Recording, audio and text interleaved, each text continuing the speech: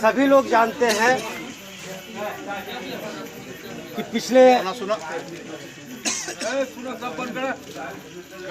उपचुनाव में आप लोगों ने मुझे अपना विधायक बनाया।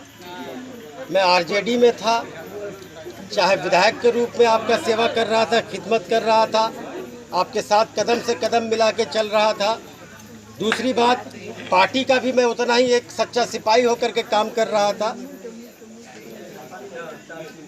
पार्टी के द्वारा ठीक ऐन मौके पर, लास्ट वक्त पे, आखिरी वक्त पे हमारा टिकट काट दिया जाता है।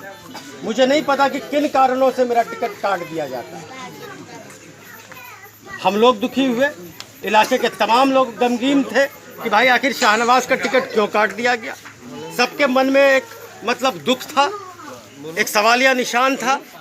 मैं पटना से वापस आता हूं, मैंने बोल दिया था मैं चुनाव नहीं लड़ूंगा।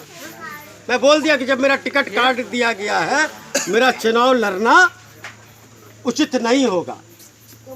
लेकिन जब मैं घर में आया, एक बहुत बड़ा बैठक हुआ जिसमें आप तमाम लोगों को बुलाया गया, कार्यकर्ता लोग भी आए।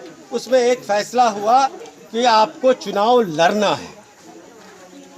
उसके बाद फिर सवाल आया, भाई किस पार्टी से लड़ना है। पूरे इलाके से एक मशवरा निकल के आई, एक फैसला हुआ कि आपको मजलिस से लड़ना है।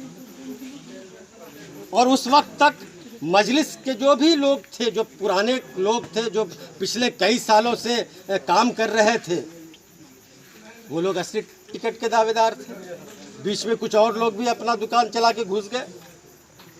तो खैर पार्टी ने फैसला लिया और मौलाना सालिम चतुर्वेदी साहब, जो कि असली हकदार थे इस टिकट का, जब उनसे पार्टी वालों ने संपर्क किया, बात की, मशवरा किया, तो उन्होंने बोला कि अगर आप लोग शाहनवाज साहब को लड़ाना चाहते हैं तो हमारी भी रजामंदी है शाहनवाज साहब।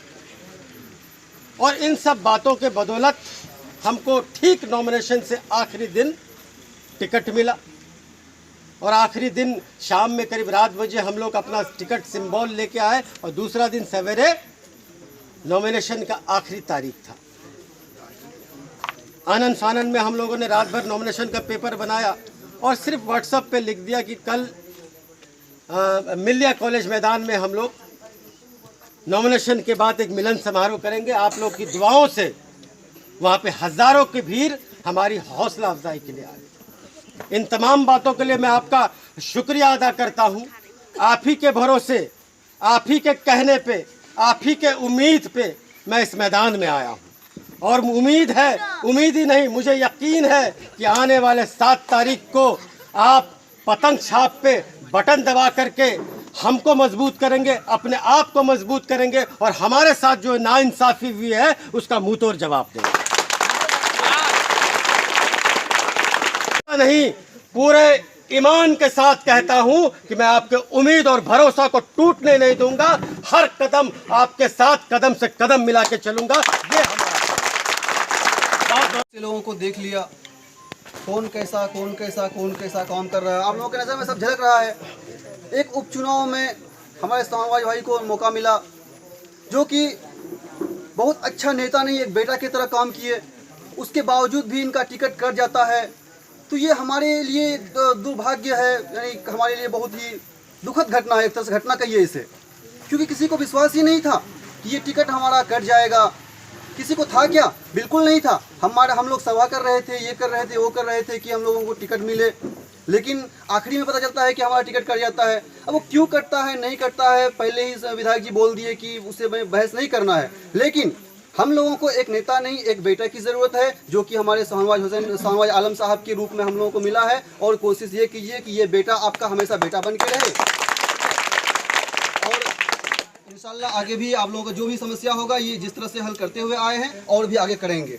महिलाओं के लिए क्या योजना है आपके पास? ये सवाल महिलाओं का जो पिछड़ा इलाका है, महिला से संबंधित सबसे बड़ा समस्या है कि महिलाओं को कोई भी मुद्दा हो, उसमें उनका क्या कहते हैं, जस्टिस दिलाना और प्लस भागीदारी। मैं भागीदारी की बात करता हूँ।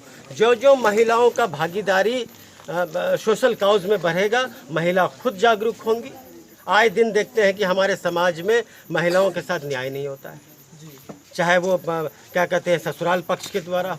महिलाओं को हम लोग सही, हालांकि हम आजकल ट्रेंड बदल रहा है, लेकिन जो शिक्षा देना चाहिए वो हम नहीं दे पाते हैं।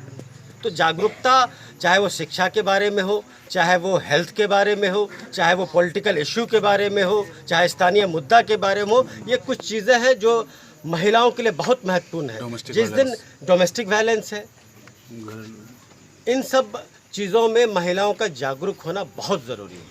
मैं समझता हूँ जिस दिन महिलाएं जागरूक हों गई, आधा से ज़्यादा समस्याओं का निपटारा हो जाएगा। देश में अभी एनडीए की सरकार है।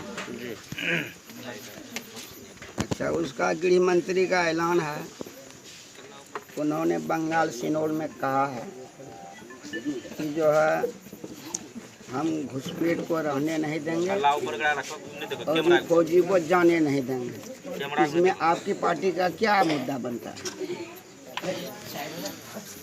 जाहिर सी बात है, लगातार आप देख रहे होंगे बैरिस्टर असदुद्दीन ओवैसी साहब जो है एनआरसी और सीसीए के मामले में, मैं समझता हूं अगर सबसे ज़्यादा किसी ने आवाज़ संसद के अंदर उठाया है तो बैरिस्टर असदुद्दीन ओवैसी। लगातार वो जो है लगातार वो हम लोगों के लिए संविधान के द्वारा जो अधिकार दिया गया है, उन अधिकारों का खनन ना हो, उन अधिकारों को कोई छीन ना लो, उसकी लड़ाई वो लगातार लड़ रहे हैं और आगे भी लड़ेंगे।